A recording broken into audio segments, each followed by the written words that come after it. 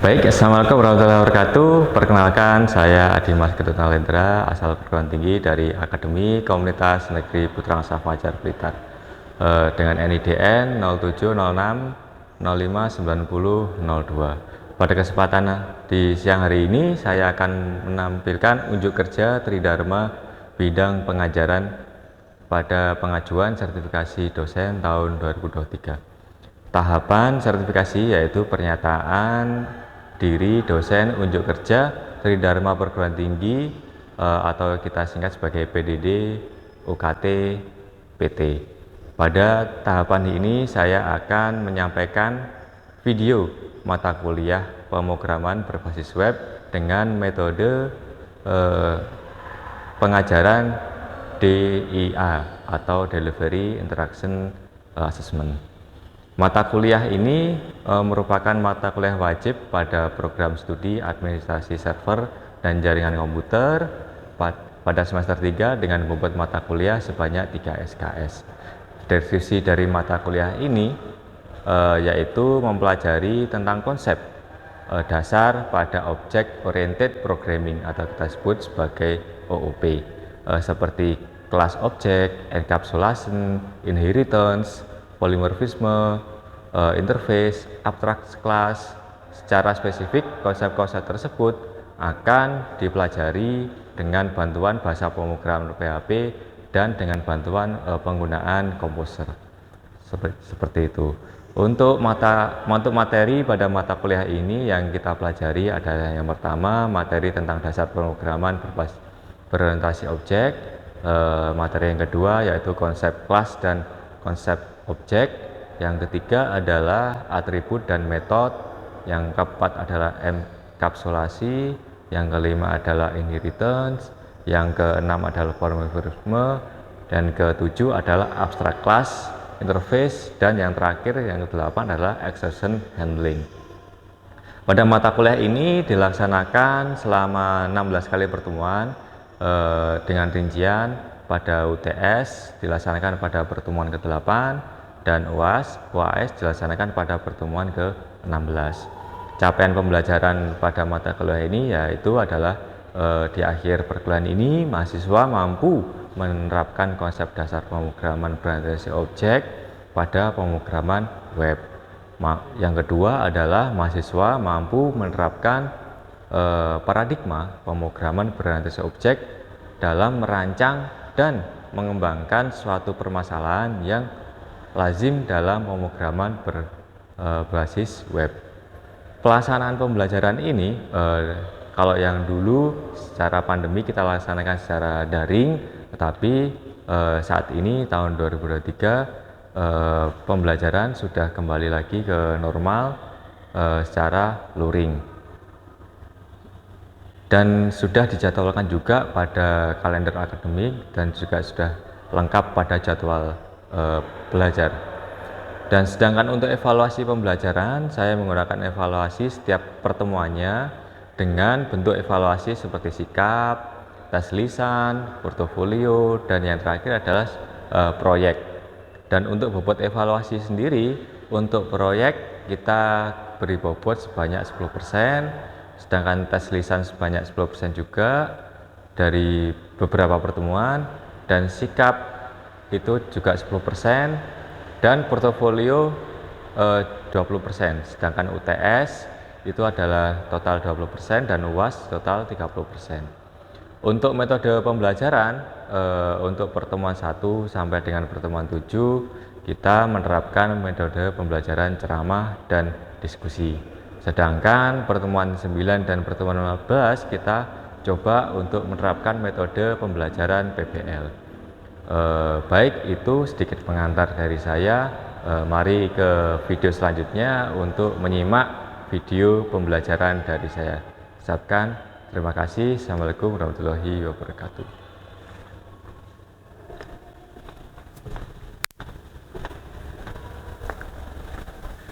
Mulai ya. Baik, selamat pagi. Assalamualaikum warahmatullahi wabarakatuh. Baik, hari ini kita bertemu di pertemuan kedua ya. Kemarin kan kita sudah membahas tentang dasar dari pemrograman berbasis objek. Untuk yang pagi hari ini di pertemuan kedua, kita nanti akan fokus ke bagian kelas dan objek. Seperti itu. Terus kira-kira materi yang akan kita jelaskan di hari ini ya, pagi hari ini ada empat materi yang perlu kita bahas. Kita nanti diskusi santai saja. Nanti di akhir juga tetap ada tanya jawab ya atas tulisannya. Materinya ada 4. Yang pertama yaitu kelas, ada objek, ada metode sama hak aksesnya. Terus nanti kira-kira setelah pertemuan kedua ini, mahasiswa kalian ya bisa memahami konsep kelas dan objek pada pemrograman berbasis objek. Saya kira hampir mirip seperti yang minggu kemarin, kurang lebihnya. Minggu kemarin kan kita sudah membahas sedikit tentang kelas dan objek. Kira-kira dengan materi yang minggu kemarin ada yang masih ingat nggak? Ingat? Ingat semua kan? Wildan ingat? Ingat. Terus Prabu ingat? Insya Allah. Niswa ingat? Lumayan. Baik. Coba sih aku pengen tahu, coba Prabu, materi minggu kemarin kira-kira apa aja? Enggak usah semuanya wis, beberapa aja yang masih kamu pahami. Materi yang sebelumnya itu Terus? objek. Masa minggu kemarin bahas itu? Kayaknya enggak deh ya. Gimana? Wildan coba Wil. Struktural programming, prosedural programming, modular programming. Ya, kayak gitu. Gimana Prabu? Kemarin masuk enggak kayak? Kayaknya masuk enggak? Nanti coba saya absen ya di akhir ya. Kita absen lagi nanti. Coba. Baik, kurang lebihnya memang ada beberapa seperti structure programming, unstructured programming, terus yang modular sama object oriented programming. Itu yang jadi poin kita kemarin ya. Terus untuk hari ini kita coba ngobrol-ngobrol santai tentang pembuatan kelas sama objek, metode, dan hak akses. Baik, yang pertama pernah lihat gambar ini ya, gambar kucing ya. Ada yang punya kan di rumah ya? Ada. Terus kucing kan untuk di dunia nyata memang kelihatan seperti kucing ya, tetapi kalau kita membuat di bahasa pemrograman itu biasanya disebut sebagai objek. Nah, si kucing tersebut kan juga punya atribut atau mungkin punya sifat dan lain-lainnya. Misalnya suka mengeong gitu ya. Mengeong apa? Mengaung ya apa? Mengeong ya. Terus untuk yang kucing kan juga punya kaki, punya mata, punya telinga itu kan ya. Kalau kita rubah menjadi bentuk object oriented, itu nanti akan mempunyai 2 state juga, punya sifat dan punya perilaku itu. Kalau yang sifat mungkin dia merujuk kepada si kucing itu sendiri, objek si kucing itu sendiri, yaitu dia punya warna, dia punya nama, dia punya jenis gitu ya. Kucing kalian ada yang punya kucing? Ada. Punya Munis? Punya. Namanya siapa? Molly. Ada yang namanya Dimas? Gak ada ya? Gak ada ya? Nah itu kan berarti ada warna, nama, dan jenisnya. Dikasih nama satu-satu. Terus jenisnya kan juga ada ya. Jenisnya mungkin ada kucing anggora, kucing-kucing yang lain, atau kucing-kucingan gitu ya. Itu nanti juga ada. Dan setiap kucing pasti punya perilaku atau mungkin behaviornya. Misalnya dia kucing pasti bisa berjalan. Terus kucing juga bisa mengeong gitu ya. Seperti itu. Jadi kalau di dunia nyata itu kucing dibentuk sebagai objek ya, terus nanti dia pakai punya sifat, punya perilaku dan lain-lainnya. Kalau dalam bahasa pemrograman atau mungkin konsep object oriented, dia dirubah menjadi beberapa, yaitu sifat dan perilaku. Kalau sifat dia pasti sudah jelas warna, nama, jenis, atau mungkin jenis kelamin, dan matanya ada berapa, dan lain-lainnya. Kan ada yang mata kucing kan ada jenis matanya biru atau apa itu ya. Nah, itu terus ada perilaku juga, dia bisa berjalan, mengeong, bisa meloncat, dan lain-lainnya, kan bisa biasanya seperti itu. Baik, lanjut ya.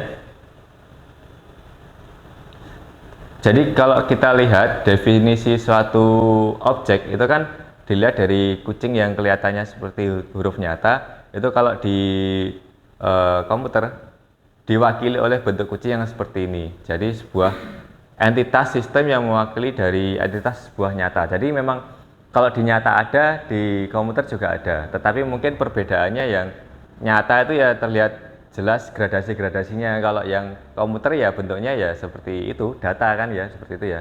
Kalau kucing ini kita anggap sebagai data walaupun isinya cuma gambar itu. Nah, sebagai data misalnya si kucing punya kaki berapa? 4, berarti datanya yang tersimpan kan kakinya 4, seperti itu. Itu hanya mewakili dalam dunia nyata, tetapi di dalam pemrograman juga harus ada gitu loh, sama-sama objeknya juga. Jadi hanya memindahkan objek yang ada di dunia nyata dirubah menjadi objek yang ada di komputer. Perbedaannya ada di situ. Itu. Nah, kalau dilihat dari indikator yang lain, ya, seperti definisi, kalau yang terstruktur itu prosesnya untuk mengimplementasikan urutan langkah untuk menyelesaikan satu masalah dalam bentuk program. Jadi langkah-langkahnya urut, mulai dari atas sampai ke bawah. Jadi kalau kalian mau ngoding ya harus melewati nomor 1 dulu, 2, 3, 4 kalau yang terstruktur. Tetapi kalau object oriented itu bentuknya objek. Objeknya di situ ada 10, kalian nggak harus memulai dari nomor 1 dulu. Kalian bisa memulai dari nomor 5, nomor 6, nomor 7. Jadi memungkinkan kalau misalnya kalian bekerja ngodingnya menggunakan dengan orang banyak, itu bisa menggunakan model object oriented. Jadi misalnya si Prabu ngerjakan nomor 1, terus si Adit ngerjakan nomor 2, si Rizky ngerjakan nomor 3 gitu ya. Terus ini struktur kurang fleksibel ya, karena harus urutan. Kalau misalnya 1 sampai 10 ada error di nomor 5, kalian harus ngecek lagi di nomor 1. Ngecek urut nomor 1 sampai ke bawah. Tapi kalau ada salah satu objek yang error, ya udah dibuang aja objek yang error itu. Seperti itu. Mudahnya memang seperti itu. Kalau object oriented lebih fleksibel. Sekarang trennya semuanya ke situ, coding-codingnya. Apakah lebih sulit? Kalau dilihat sulit enggaknya sih tergantung dari timnya yang mau ngerjakan. Kalau bentuk timnya itu besar, antara yang satu sistem ya, itu ngerjakan 10 sampai 50 orang, itu lebih mudah kalau kita pakainya object oriented. Tapi kalau timnya kecil, itu lebih mudah kalau kita pakainya terstruktur. Nanti disesuaikan dengan situasi dan kondisinya. Dan kalau misalnya ada yang butuh upgrade atau mungkin sudah waktunya expired tuh ya, mau digunakan lagi, itu kalau yang terstruktur itu jelas tidak bisa, karena biasanya terstruktur hanya fokus untuk satu sistem itu sendiri. Kalau ada perubahan sedikit berarti merubah mulai dari nomor 1 sampai nomor 10. Tapi kalau yang di object oriented itu bisa saja kalau ada perubahan atau mungkin ada beberapa fungsi objek yang usang itu tinggal dibuang aja, tidak usah melihat objek-objek yang lain. Itu yang mudahnya di object oriented. Makanya kalau yang ngerjakannya orang banyak itu lebih enak pakai object oriented, tapi kalau ngerjakannya orang sedikit itu lebih enak kalau pakai struktur, karena bisa urut gitu. Kalau step by stepnya untuk gambarnya fokusnya seperti ini caranya, step 1, step 2, step 3, step 4 sampai step 5. Kalau yang step 4 ini belum mengerjakan step 3, kalian nggak akan bisa mengerjakan step 4 ini. Jadi harus sesuai dengan urutan. Nah, sedangkan untuk berorientasi objek itu terdiri dari beberapa objek. Ada kucing, ada ayam, ada kambing gitu ya. Itu kalian ngerjakan mana dulu tuh boleh. Mau pilih yang objek yang paling besar dulu boleh, objek yang paling kecil dulu boleh. Dan enaknya kalau kita pakai objek oriented ini, kalau kalian digunakan untuk proyek, itu kalian bisa memberikan harga yang jelas. Pak, ini satu objek harganya 100.000 gitu. Nah, kalau yang terprosedural, kalian nanti tidak bisa kalau satu objek langsung berapa ratus ribu. Tapi kalau prosedural nanti akan lebih ke banyaknya step by step sama waktu yang akan dikerjakan. Kira-kira berapa lama. Itu akan punya rumus yang agak banyak akhirnya. Nah, ini contohnya. Contohnya ada beberapa contoh ya, mulai dari ini inlary cube. Cube itu apa? Kubus ya. Nah, kubus dia punya fungsi apa? Misalnya atributnya rotate, dia bisa merotate selama 360. Fungsinya dia bisa play sound. Play sound itu berarti bisa apa? Suara ya. Play suara itu nanti hampir mirip seperti itu. Kalau dalam bentuk oriented itu cube-nya itu hanya bisa digunakan untuk cube saja. Tapi kalau bentuk oriented dibedakan cube-nya bentuknya apa? Ada yang agak square, agak circle, agak triangle gitu. Nah, seperti itu. Ya sama, walaupun apa itu namanya fungsi dan atributnya sama, tetapi dia punya objek yang berbeda-beda. Bisa kemungkinan kalau misalnya objeknya ada yang sama, kalian tinggal copy paste aja kan gitu. Tidak usah repot-repot bikin coding lagi dari awal. Karena memang sudah ada, tinggal kalian mengganti nama objeknya aja. Seperti itu. Kalau ini bentuknya kelas, kalau itu bentuknya oriented programming ya, jadi structure. Nah, kalau dilihat dari pendekatan yang terstruktur, contohnya ini ada sistem informasi akademik ya, yang berorientasi prosedur, bukannya objek ini. Contohnya ada SIA. Ini prosedur fungsinya yang pertama kan mahasiswa melakukan registrasi, terus mahasiswa melakukan KRS, dosen memasukkan nilai dan admin mengset jadwalnya. Kalau misalnya si mahasiswa pengen langsung melihat nilainya, dia harus mulai step by step dari atas dulu untuk mengerjakannya itu. Seperti itu. Ini secara fungsinya mahasiswa registrasi, mahasiswa KRS, dosen melakukan insert nilai, dan admin ngeset jadwalnya. Seperti itu. Nah, sedangkan untuk yang berorientasi objek, kita langsung ke bentuk nyata di dunia ya. Kalau di SIA, sistem informasi akademik, langsung dunianya yang ada di kampus itu apa? Misalnya di sini ada mahasiswa, ada dosen, ada bagian administrasi. Fungsinya sama dengan ini kan. Bagian administrasi kan juga ngeset jadwal. Dia juga insert nilai. Ya kan gitu. Nah, kalau yang di object oriented itu yang dibedakan adalah si objeknya. Jadi kalian membuat 3 objek ini. Jadi bentuknya kalau bentuk kelas, nah bentuknya model kelas itu. Nah, misalnya si mahasiswa dia mempunyai atributnya name sama nama. Kalau yang fungsinya dia bisa registrasi sama update KRS tuh. Hampir-hampir mirip seperti yang structure. Kalau yang dosen dia bisa bikin NIP, bisa bikin nama, dia bisa bikin insert nilai. Kalau yang di administrasi dia bisa bikin nama, bisa alamat, bisa ngeset jadwal di kegiatannya perkuliahannya kalian. Jadi seperti itu. Dari sini dulu ada yang belum jelas? Gimana? Sudah ya? Jelas ya? Masih bisa dipahami. Nah, kalau yang konsep dasar PBO secara umum itu ada 4 konsep ya. Yang pertama adalah abstraksi, yang kedua enkapsulasi, yang ketiga pewarisan sama polimorfisme. Ini yang secara umum. Nanti kita bahas satu persatu di pertemuan selanjutnya. Ini hanya sifat saja yang perlu kalian ketahui. Kalau di pertama nanti kita masih di poin 1 di poin abstraksi. Misalnya seperti ini, kalau yang di abstraksi itu cara melihat suatu entitas atau mungkin cara melihat kita terhadap ke dunia nyata seperti apa. Kalau kita kan kalau misalnya melihat mobil kan pasti punya merek, punya kecepatan dan kelas itu dari setiap variabelnya, dari setiap kelasnya. Jadi contohnya setiap tombol itu punya warna, punya ukuran bentuk, punya label dan lain-lainnya. Itu salah satu contohnya. Nah, ini untuk yang lebih detail lagi untuk kelas. Kalau tadi kelasnya ya kita definisikan kumpulan objek-objek yang memiliki atribut yang sama. Template-nya untuk membuat objek, prototipe-nya atau blueprint-nya yang mendefinisikan variabel dan metode-metode secara umum. Ini contohnya. Di situ ada anjing gitu ya. Bilang dog ya, dog anjing ya. Nanti kalau ngomong dog jangan nyawang temennya ya. Ya itu ya. Jadi dog kan pasti punya nama. dia punya lagi bug, dia punya it, dia punya cheese-cat. Cheese-cat itu apa? Ini nih, cheese-cat. Warna ya, kayak warna. Cheese-nya itu? Oh, berarti berlari. Mengejar kucing. Lah, itu dia fungsinya kan biasanya seperti itu. Jadi cari makan mungkin ya. Nah. Oh, kucing itu diapakan sama si anjing biasanya? Tukaran aja kan? Nah, itu. Ini salah satu contohnya. Jadi ada dua desain kelas ya. Yang pertama adalah things the object know. Yang kedua things the object does. Apa yang dilakukan dan apa yang kita tahu. Gitu. Apa yang dia lakukan dan apa yang kita tahu apa itu anjing. Misalnya anjing pasti punya nama, oh itu anjing gitu. Misalnya seperti itu. Nah, tapi jangan nyawang temennya itu ya, apalagi dengan nada tinggi gitu ya.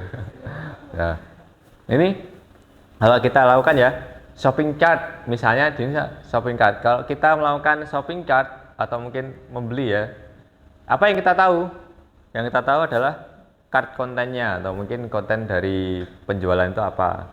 Oh, makanan ringan, seret itu ya. Terus apa yang kita lakukan dengan makanan ringan tersebut? Misalnya kita bisa tambahkan ke keranjang, misalnya seperti itu. Kita bisa menghapus keranjangnya. Berarti kan belum dibayar ya, masuk keranjang aja ya. Terus kita bisa kurangi keranjangnya. Terus kita bisa check out juga. Nah itu. Terus kalian buat button. Kalian sering kan buat button di Laravel itu ya. Button kan pasti punya label, punya color. Nah kita tahu itu standarnya button kan ada tulisannya, ada labelnya, ada colornya. Dan dia bisa apa? Dia bisa set color, dia bisa set label, dia bisa set apa lagi itu. Do press ya. Jadi jika ditekan sama undepress. Jadi kalau dilepas itu drag and dropnya, fungsi drag and drop ya. Seperti itu. Ini juga contohnya ada alarm. Alarm kita bisa set alarm, kita juga set alarm mode. Dari kita bisa apa yang kita lakukan di situ. Kita bisa cek di situ, mulai dari snooze, mulai dari is alarm set, mulai dari get alarm time, sampai ngeset, set, get, terus apa ini kelihatan, is alarm set ya, sama snooze. Itu yang bisa kita lakukan. Tuh. Baik, dari sini ada yang ditanyakan dulu sebelum lanjutnya? Belum. Tanya, nggak apa-apa. Iya, gimana? Jadi yang bagian kenes itu fitur, terus yang bis itu proses dari fitur. Ya, bisa jadi seperti itu fiturnya itu. Kalau dia punya fitur untuk, kan HP kan punya fitur banyak ya, itu kalian jelaskan di sini. Lah, fitur tersebut itu bisa ngapain? Fitur tersebut misalnya kalian ada 1, 2, 3, 4 fitur gitu ya. Lah, di dalam fitur tersebut bisa apa? Bisa kalian dengan salah satu fitur itu bisa melakukan sesuatu atau kombinasi dari dua fitur itu, atau mungkin semuanya fitur harus dikomunikasikan jadi beberapa fungsi. Jadi kurang lebih seperti itu. Baik, ada yang lain? Jelas ya? Baik, jadi kalau sudah jelas berarti kita hari ini coba brainstorming dulu. Kita coba tes lisan ya, biar kita tahu sudah terserap apa belum materinya. Coba ini, dari gambar ini saya kasih waktu berpikir 5 detik. Kira-kira mana yang disebut sebagai variabelnya, mana yang disebut sebagai metodenya, nanti sambil saya absen. Itu. Sudah? Mulai dari mana dulu nih? Mulai dari mana dulu? Atas dulu. Mulai atas dulu siapa? Adit Miko toh? Nomor 1, Adit Miko. Mau pilih yang mana? Variabel atau metode? Variabel itu isinya berapa? Iya, isinya. LCD. Jenisnya ya berarti ya? Ya, Jenisnya. Terus yang absen 2 siapa?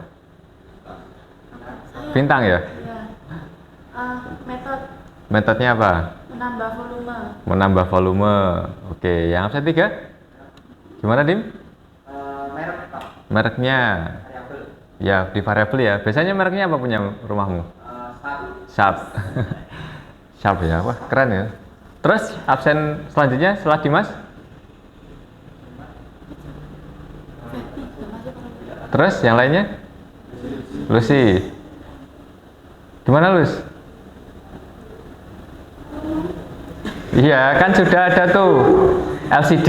Nah, terus bintang, volume, ya. Dimas, Sharp tadi apa? Merek? Gimana? Data? Monitor? Kan sudah LCD tadi. Iya. Apa?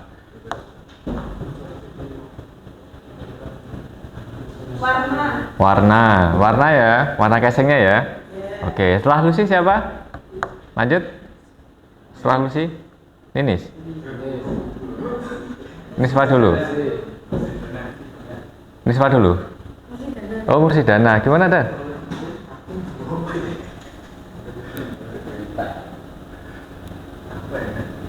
Wildan dulu.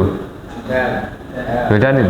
Ya saya instansi itu yang soundnya TV kan. Soundnya TV. Oh iya, yang stereo, yang nggak stereo itu ya. Nah. Terus selanjutnya Mursidana. Apa? Mursidana.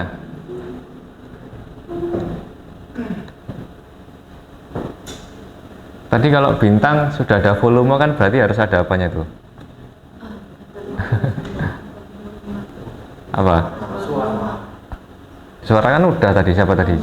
Speaker tadi. Nah. Kalau volume kan baru dipencet harus ada apanya tuh? Apa Mursidana? Tombolnya. Terus selanjutnya? Ninis sama Niswa dulu. Ninis, gimana Nis? Jenis siaran TV ada analog sama. Oh ya, analog sama digital jenisnya. Terus Niswa? Harganya. Baik. Harga ya. Terus selanjutnya Niswa siapa? Prabu. Iya. Ukuran layar. Oke, ukuran layarnya. Terus siapa? Rizky. Menyala. Apa itu metodenya? Menyala itu apa ya? Menyala sama mati, set menyala itu ya? Ya, on off ya. Oke, lanjut. Terus selanjutnya, dan terakhir, Taloka ya? Metodenya itu ganti channel. Ganti channel metodenya. Oke, berarti hampir sama kayak miliknya Bintang ya? Bintang kan volume. Ya. Punya kamu kan ganti channel. Baik. Sudah, kurang lebihnya berarti semuanya sudah bisa semua ya. Nanti bisa dipelajari lagi. Minggu depan lagi saya coba untuk apa tuh namanya? Seperti pertemuan yang awal tadi. Tadi coba review lagi materi-materi yang kemarin. Terus besok juga tes lisannya, kemarin kan juga tes lisan ya. Hari ini tes lisan. Nanti selanjutnya nggak tes lisan ya. Nanti ke depan di pertemuan selanjutnya juga ada tentang pembuatan kelasnya itu sendiri selanjutnya. Mulai dari metode prakteknya, nanti ada portofolionya. Coba nanti belajar ngetik 10 jari ya, jangan 1 jari. Nanti nggak selesai nanti. Nah, ngetiknya itu nanti saya tampilkan apa yang harus diketik, saya tampilkan soalnya, nanti kalian tinggal ketik sesuai dengan apa yang ada di kelas-kelas yang ada di depan. Udah, itu aja dari saya. Mungkin sebelumnya ada yang ditanyakan dulu? Cukup ya? Oke, baik. Terima kasih. Mungkin pertemuannya sampai minggu ini sampai di sini aja dulu. Nanti hari ini belum ada PR ya. Nah, besok minggu depan ada PR. Nah, terus nanti silahkan dipelajari lagi. Nanti saya share ke ketua kelasnya sesuai dengan kontrak kuliah yang kemarin. Seperti itu. Baik, selamat siang. Assalamualaikum warahmatullahi wabarakatuh.